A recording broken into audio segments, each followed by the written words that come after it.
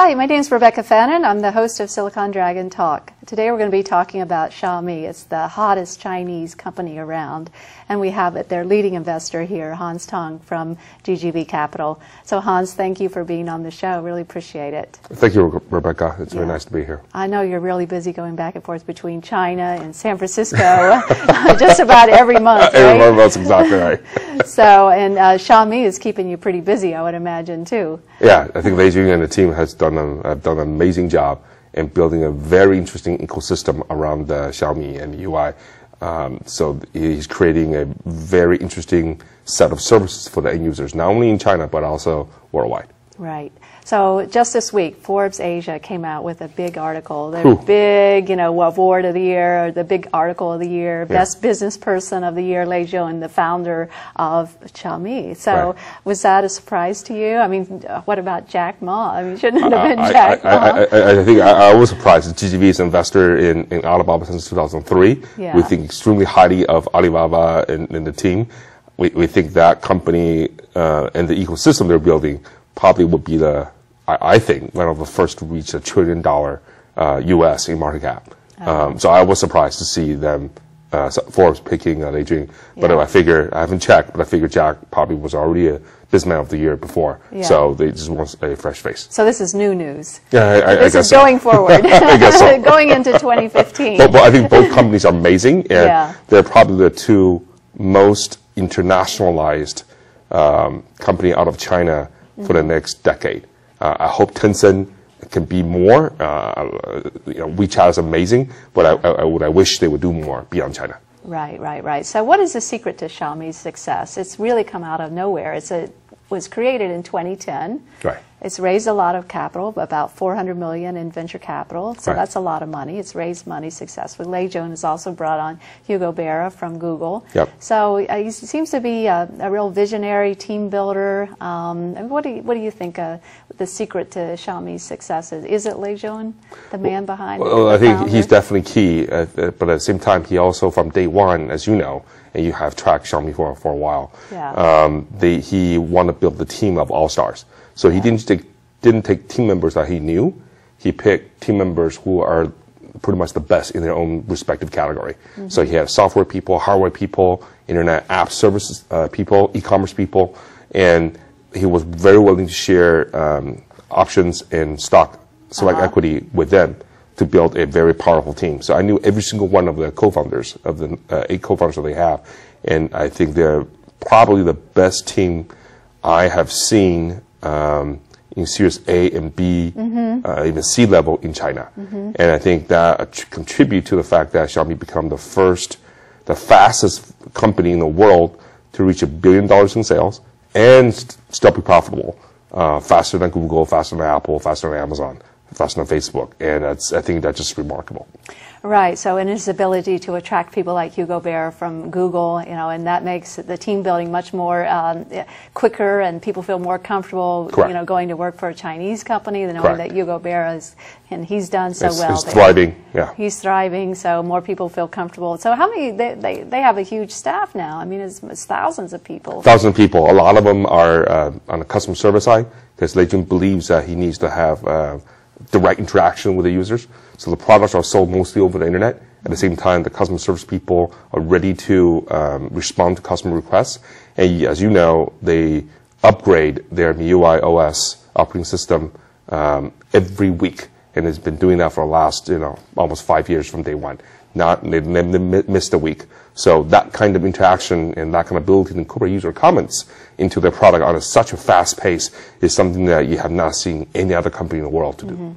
So I think one of those secrets to their success has been the fact that they really don't do the hardware side of it. So it's a kind of a unique model. They sell only online, and they don't do the hardware part of it. They don't do the manufacturing, but they do the design. They have a very strong hardware design team, as you know, and then they outsource the manufacturing part to Eventech and Foxconn, amongst others. And Taiwan as well? Both in Taiwan and China. And I think they probably, as they expand globally, they will have manufacturing support worldwide. Okay, so that is kind of unique, though, that they're really kind of outsourcing the manufacturing, the hardware component of it. And so that actually helps them to lower costs. And one of the reasons they've been so successful is they have this low-cost phone. It's much less expensive than iPhone in China, for instance. And very high quality and the best spec possible. So they from day one, when Lei Jun told Morningside and me that he wants to do this, I mean, he had a vision that this is a triathlon, that he's going to have the hardware design, the software piece around the Android kernel operating system, so it's compatible with Android, as well as a third piece, which is the internet apps piece. So it must have a lot of apps to make users feel that it's tailor-made for their needs.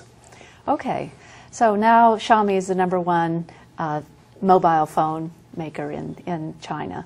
And it took them only 4+ years to get there. No one thought it was possible. Very, very fast. If Lei Jun had told that, or if Richard Liu at Morningside or me telling anybody that this was the goal, or this was possible, people would thought we were crazy and just a bunch of jokers. Sure. And worldwide, where does it stack up? For the quarter that just ended, it's #3 worldwide, and that's also a mind-boggling number. Yeah. So it's a Chinese startup, 2010.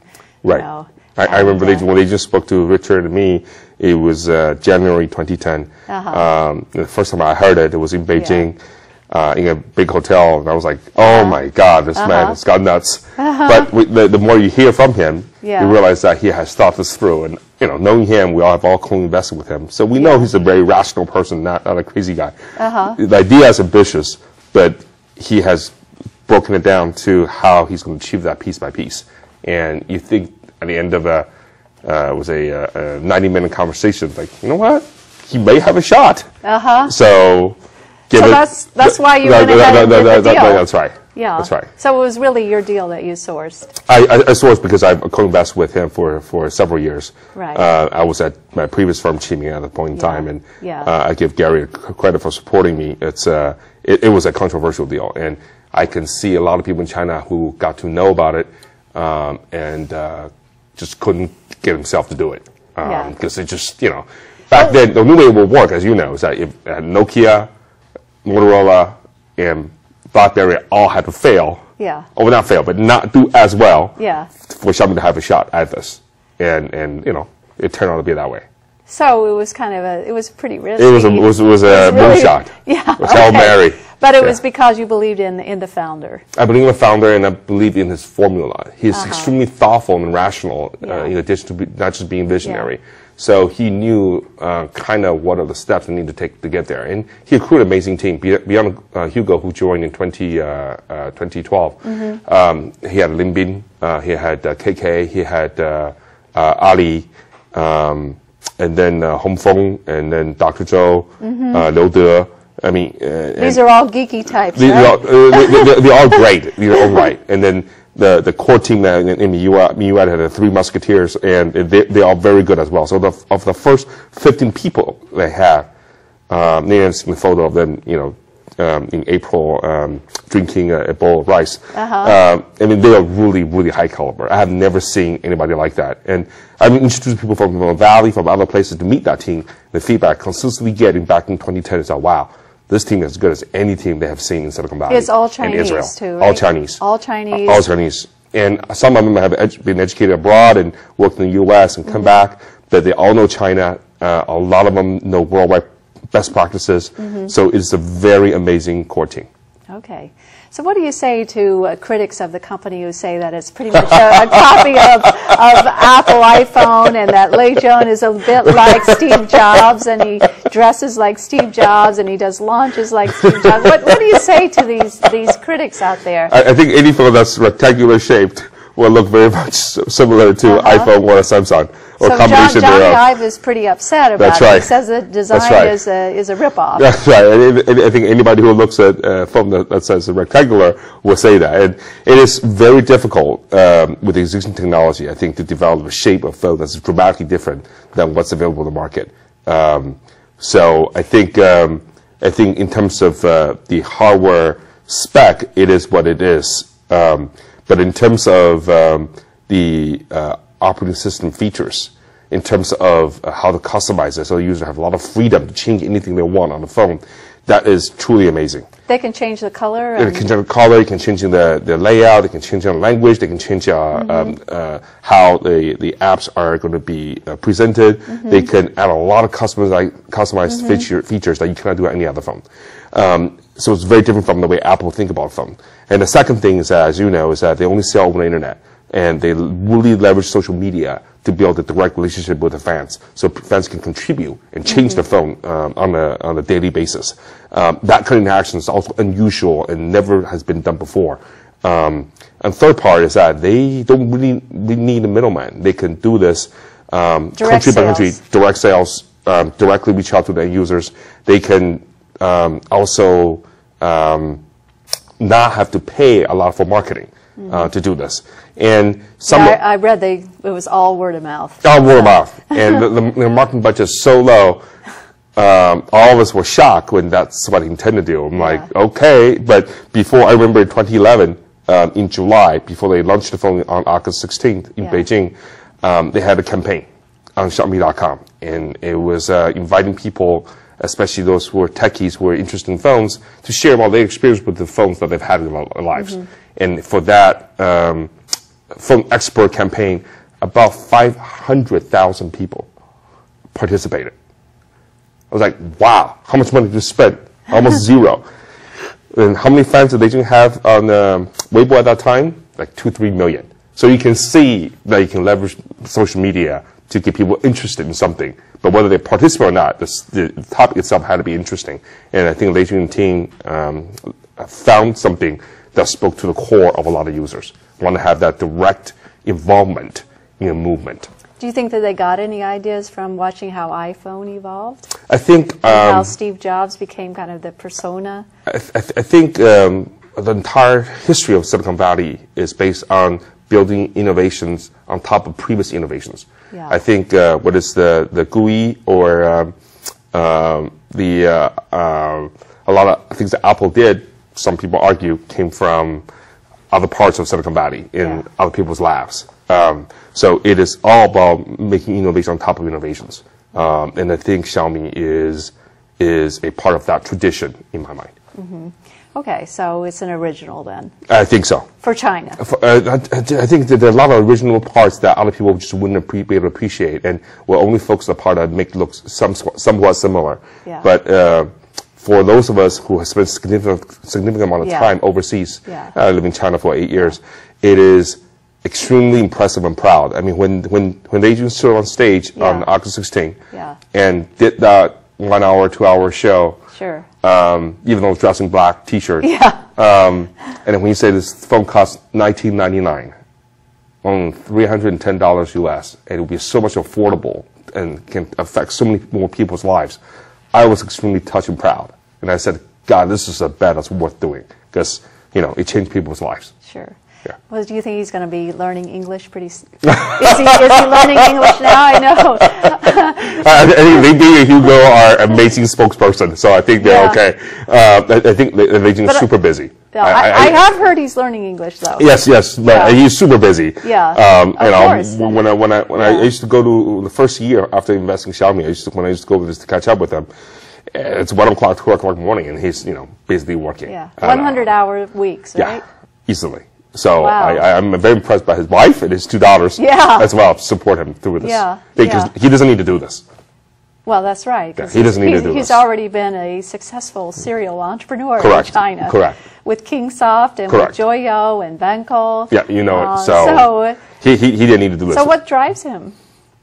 I see him having the similar kind of characteristics some of the best CEOs in the world have, which is they're really on a mission to impact lives, and the will and drive to make impact is very strong in Lei Jun. And and he was one of the first few people got on the internet in China. Yet because he was at a software company, Kingsoft, it took them a long time to turn Kingsoft into an internet company. And at the same time, you see Baidu, you see Tencent, you see Ali all end up achieving greatness. I think that made him think hard about what he could do to contribute, and decided to catch this mobile internet wave. And he caught that wave perfectly. And, yeah, the timing's excellent. Right, but he wouldn't have been able to done that had he not gone through the lesson he had before in 17 years with Kingsoft. So this is no accident. He prepared himself for this, and he was ready. Kingsoft, a software maker. That's right. It started off as being more of a, before Microsoft got into China, they were the closest thing to what Microsoft had with desktop publishing applications. And it was very well received, and it was very customized for China. Microsoft came in, adopt some of their features, and adopt some of the tactics, and because the bigger brand quickly made a huge difference. And I think that left a strong imprint on him. That the reason he couldn't beat Microsoft was that Kingsoft wasn't internet ready enough. And whereas Baidu, Ali, and Tencent took advantage of that. All right. And also, of course, the capital requirements for building a company of scale. And he apparently has very big ambitions for Xiaomi to go global, right? Right. They're already in many Southeastern Asian markets. Right. And what a lot of people don't realize is that, for example, when I moved to China in 2005, the world had about 1 billion internet users, mostly on PC, a lot of on narrowband, especially in emerging countries. And fast forward today, there are 3 billion internet users, mostly on smartphone now, and growing very fast. And in that difference of 8 years, China added about 500-600 million new users on internet, and that provided the fundamental, the basis for Alibaba. You remember, it was $5 billion in valuation in 2005. Now it's close to 300 billion. Yeah. And look at Google. Back then it was 100 billion. Yeah. Now it's 400 billion. Yeah. So 4x in 8 years, 9 years, and then 60x for Ali. And Xiaomi has the same kind of chance to have that kind of growth. Impact. Especially if they can capture emerging markets, the next 4th, 5th billion internet users in the world. So Indonesia, India, Latin America, Thailand, Brazil, all Russia. Africa, Eastern Europe. Those are the markets that will give you the world the 4th, 5th billion internet users. And most of them will be on smartphone. Because as you know, ISPs and fixed line operators in emerging markets are very inefficient. The mobile carriers tend to be better. And the cost of going on internet is cheaper going with mobile. Yeah. So the lower priced phones that are high quality, like Xiaomi, Lenovo, Huawei, ZTE from China, will do well. And I expect that a lot of Indian brands will emerge as well. Mm-hmm. What about the U.S. market? What are the prospects for the U.S. market? I think Lei Jun has repeatedly said he's not in a hurry to come to the U.S.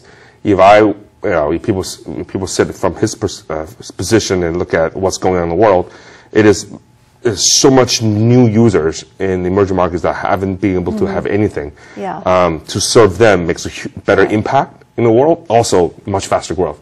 Again, China and India in particular, huge markets, both growing very fast. 60x for Ali versus 4x for Google. I mean, that's so impressive. Yeah, it is. So what is their biggest market outside of China right now?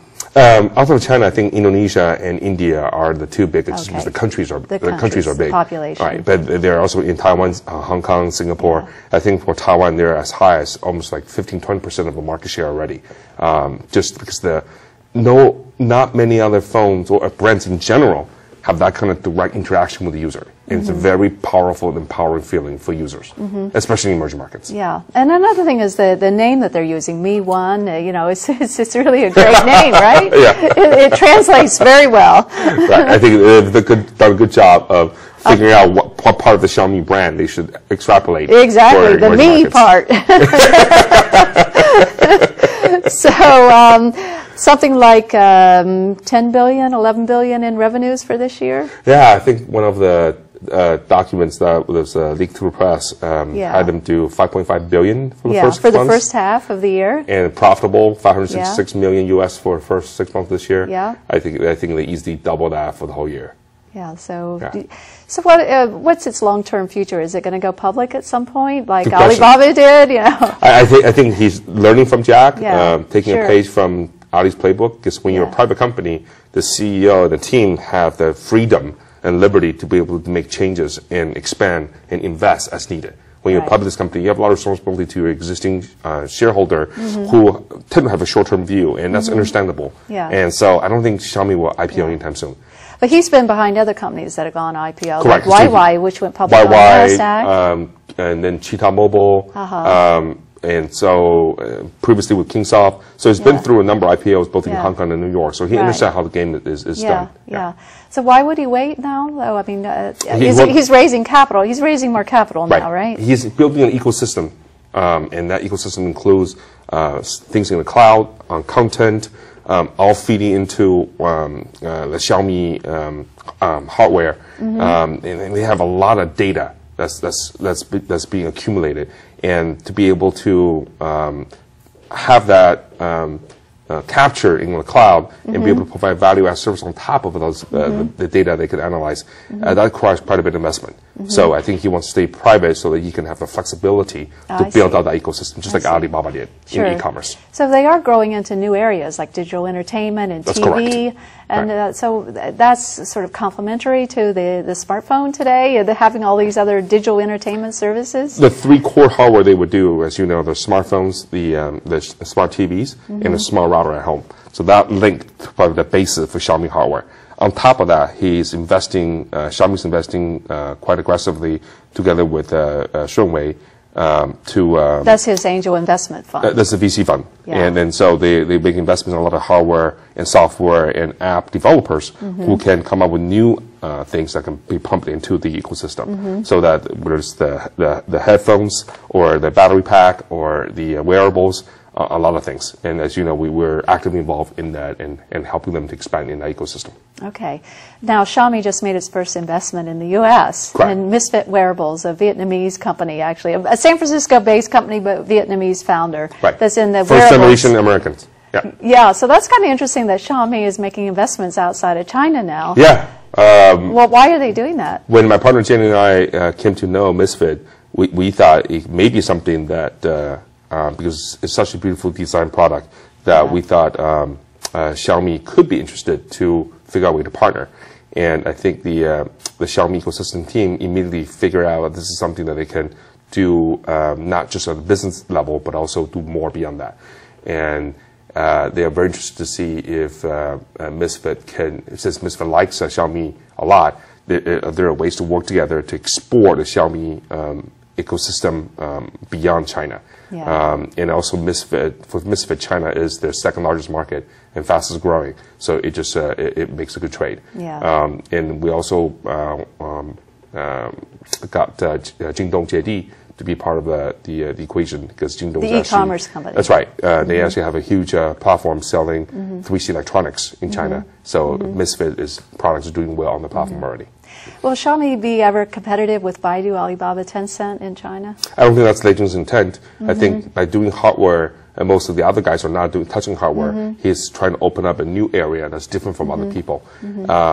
As we are close to all four companies, and we hope that each of them can be big in their own right and expand in their own area. So you seem to be kind of the ringmaster, bringing these companies together. I think GGV Xiaomi, has done a good job being the center of things. Both sides, living on both sides of the ocean. That's right. That's what we strive to do. All my partners, whether it's Jenny or Jixun or Glenn or Jeff or Henny, all strive to be able to have that kind of impact on portfolio company. So you must have thousands and thousands of frequent flyer miles. I think United Airlines, Air China, and Singapore Airlines like this very much. Sure, exactly. So when's your next trip to China? It will be later on today. Oh, later on today? That's right. Oh, my goodness. I'm here because of you. Oh, thank you, Hans. I really appreciate that. And anyhow, congratulations on the Xiaomi investment. It looks like it's going to be a home run. We'll see. We'll see. It's just once in a lifetime you have the opportunity to back an incredible team, and I guess this is one of those times. Okay, great. And I know you've been behind so many other successes from China. Like EHI, which you know. EHI, yes, it just went public. That's right. It's my first U.S. IPO where I could be on the, ring the bell. That's right, with the CEO. It's a very special feeling. Okay, good. Thanks, Hans, for being here. Appreciate it. Okay. See you next time. Looking forward to it. Okay. Bye-bye. Bye.